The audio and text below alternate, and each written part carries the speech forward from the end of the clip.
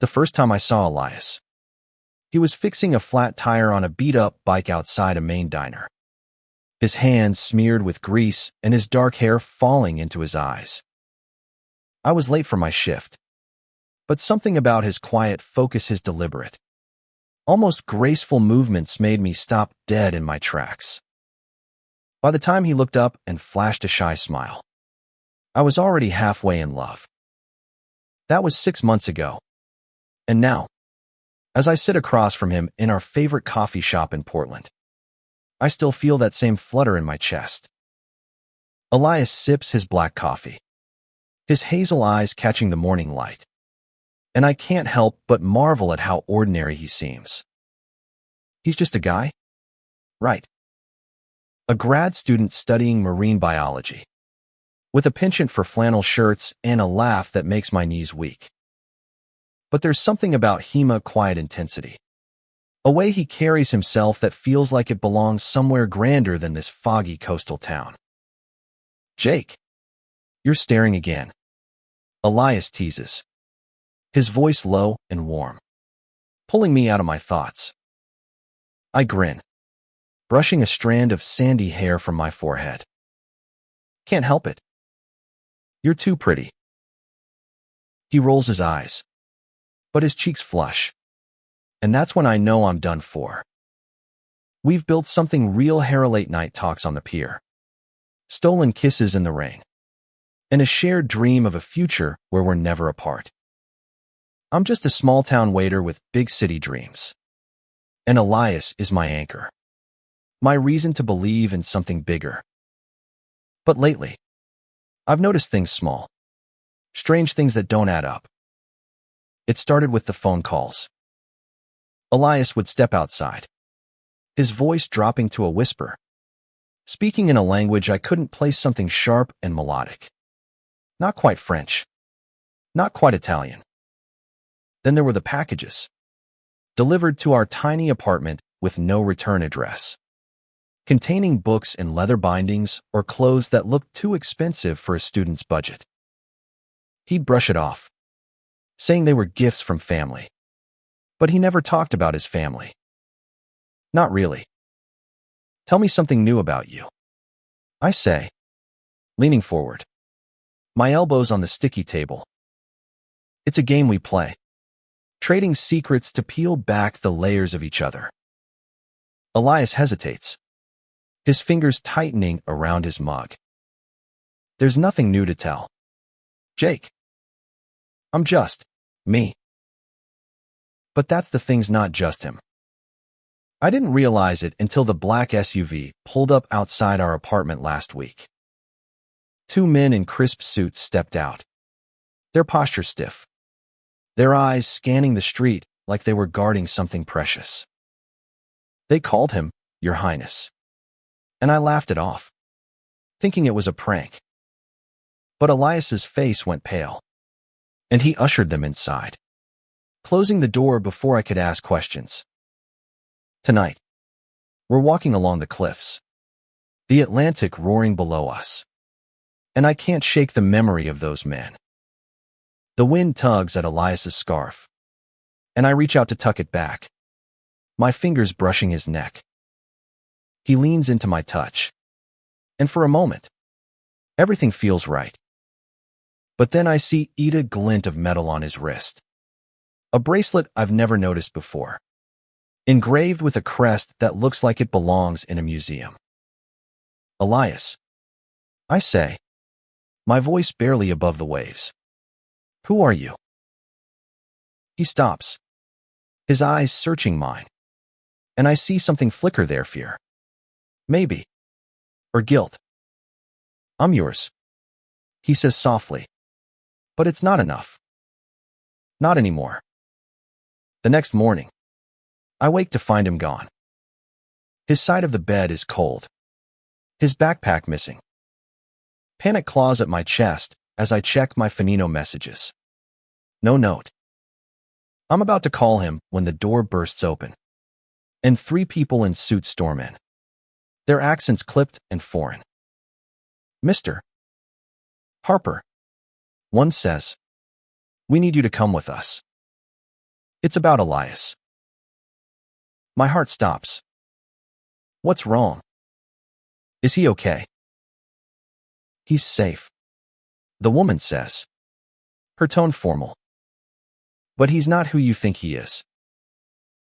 They drive me to a private airstrip outside town, where a jet waits, its engines humming.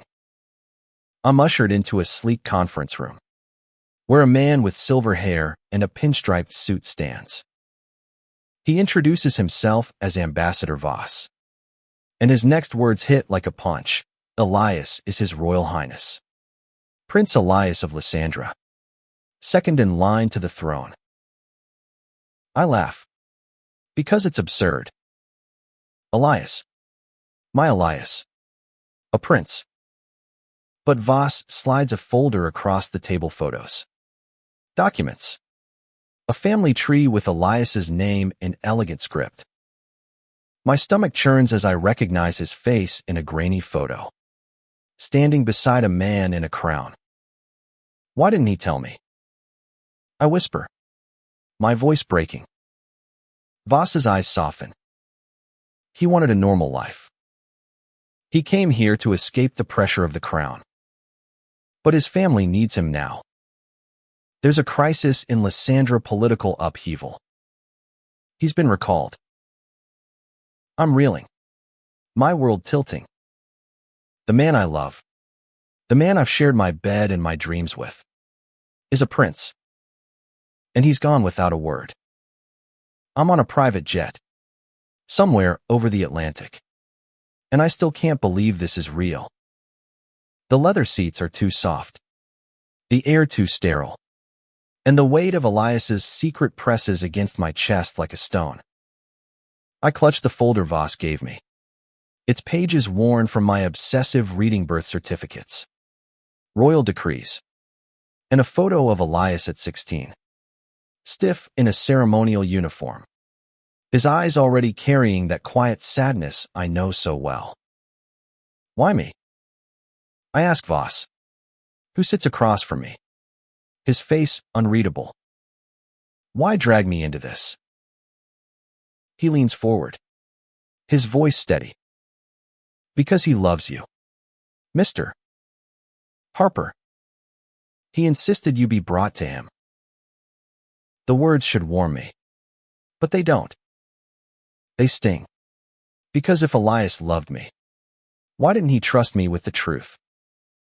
I stare out the window at the endless clouds, replaying every moment, every laugh, every touch, every promise. Was any of it real? We land in Lysandra, a tiny coastal nation I've never heard of, tucked between cliffs and turquoise waters. It's like Maine, but sharper, older, with castles dotting the hills. I'm escorted to a palace, its marble halls echoing with whispers in that same melodic language Elias used. I'm led to a garden, where he's waiting. Elias looks different here. His posture straighter, his flannel replaced by a tailored jacket. But his eyes, those hazel eyes, are the same, brimming with relief and guilt as he steps toward me. Jake, he says, his voice cracking. I'm so sorry. I want to yell, to demand answers. But all I can do is grab his hand, needing to feel him, to know he's still mine. Why didn't you tell me? I ask, my voice raw. Did you think I wouldn't love you? He flinches, his fingers tightening around mine. I wanted to be normal with you. Just Elias. Not a prince. Not a pawn in my family's games. I thought if I told you, it would change everything. It has, I say, and the truth of it cuts deep. You left me. I didn't want to, he says, his voice fierce. They found me. Jake. My brother's abdicating. The throne's in chaos. They need me to step up, or Lysandra could fall apart. I pull away, pacing the garden's gravel paths. The air smells of jasmine and salt. But all I can think of is our apartment. Our life. Slipping away. What does that mean for us? I ask, afraid of the answer. He steps closer, his hand grazing my cheek. It means I need you more than ever. I can't do this without you. Before I can respond, a woman in a sharp suit interrupts. Her tone urgent. Your Highness, the council is waiting. Elias nods, but his eyes stay on me, pleading. The next few days are a blur of meetings, ceremonies, and guarded glances. I'm introduced as Elias's friend, a word that feels like a betrayal. Lysandra is beautiful but tense. It's people whispering about rebellion, about foreign powers circling like vultures.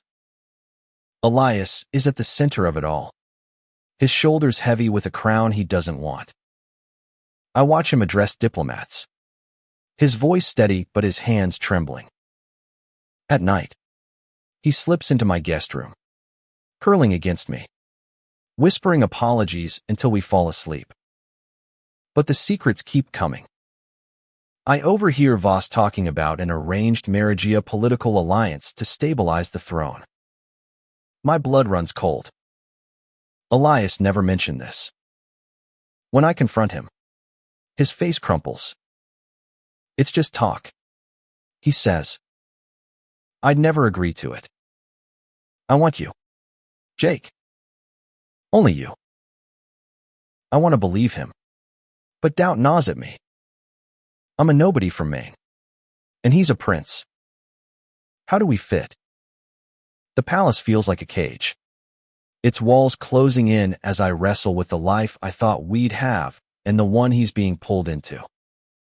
One night, we escape to the cliffs, the wind whipping around us. Elias kisses me, desperate and deep, like he's afraid I'll vanish. Stay with me, he whispers. I'll fight for us. But the next morning, I see a news report, Prince Elias to wed foreign noble. My heart shatters.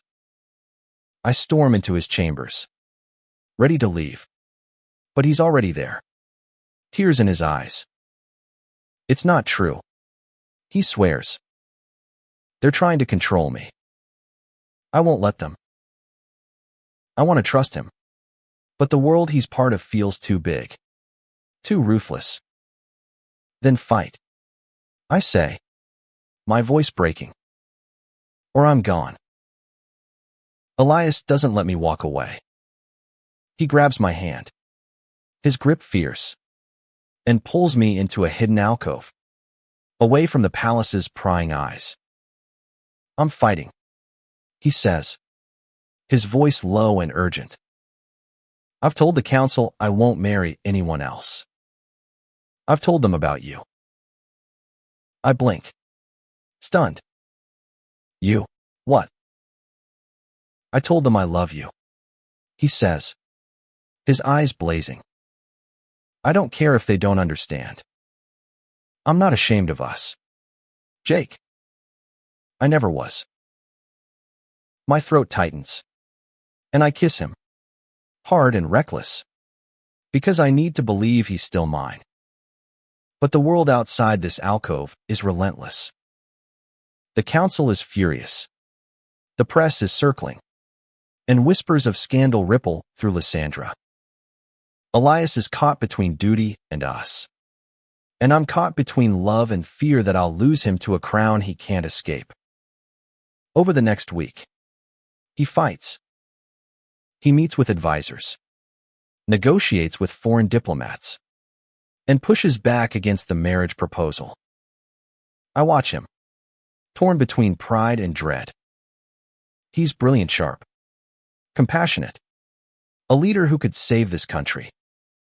But every speech, every handshake, pulls him further from the Elias I met in Maine. One evening, he takes me to a lighthouse on Lysandra's coast, its beam cutting through the fog. This is where I came to think, he says, his voice soft. When I first got to Maine, I was running from this life. But you made me want to be better. Jake. For you. For us. I lean against him, the cold stone of the lighthouse grounding me. I don't want to lose you, I admit. But I don't belong in your world. You are my world, he says, and the words break something open in me. We make love that night, under the stars, the ocean's roar drowning out the chaos of his life. It's desperate, tender, a promise we're both afraid to break. The crisis in Lysandra worsens. Protests erupt in the capital, and Elias's brother, now exiled, stirs unrest from afar. The council pressures Elias to take the throne, to marry strategically, to be the prince they need. But he stands firm, announcing publicly that he's in love with an American who showed me what it means to live. The words are broadcast across the world, and suddenly, my face is on every screen, my name in every headline. I'm terrified, but Elias is unshaken. He proposes a radical plan. He'll accept the throne, but only if he can reform the monarchy, make it inclusive, and live openly with me. The council resists, but the people of Lysandra, moved by his honesty, his love, begin to rally. Petitions circulate, calling for change, for a new kind of royalty. In a final, televised address, Elias stands before his nation, his hand in mine. I am your prince, he says, his voice steady. But I am also a man who loves. I will serve you, but I will do it as myself, with Jake by my side. The crowd roars, some with anger, others with hope. It's messy, imperfect, but it's a start. We move forward, together, building a life where love doesn't hide. Elias becomes a prince who changes history. And I'm just a guy from Maine, standing beside a king, proving that love can rewrite even the oldest stories.